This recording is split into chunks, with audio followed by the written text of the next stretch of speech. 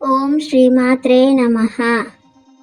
శుక్రవారం అంటే లక్ష్మీదేవికి అత్యంత ప్రీతిపాత్రమైన రోజు. ఈ రోజున ఇంటిని శుభ్రం చేసుకొని దీపం వెలిగించి అమ్మవారిని స్మరిస్తే ఆ ఇల్లు వైకుంఠంలా మారుతుంది.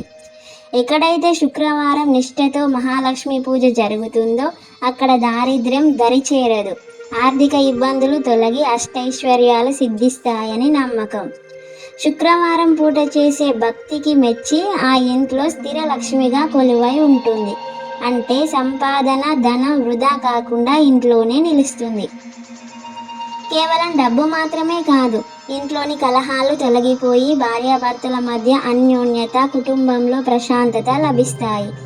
మహాలక్ష్మి అష్టోత్తరం లేదా కనకదార స్తోత్రం చదువుతూ అమ్మవారికి పాయసం నైవేద్యంగా పెడితే కోరిన కోరికలు నెరవేరుతాయి. లక్ష్మీ కటాక్షం ఉన్న ఇంట్లో ఎల్లప్పుడూ ఒక వెలుగు, ఆనందం ఉంటాయి. అమ్మవారి ఆశీస్సులతో ఆ ఇల్లు సిరి సంపదలతో తులతూగుతుంది. ఓం శ్రీమాత్రే నమః. ఈ వీడియో నచ్చితే ఒక లైక్ చేయండి.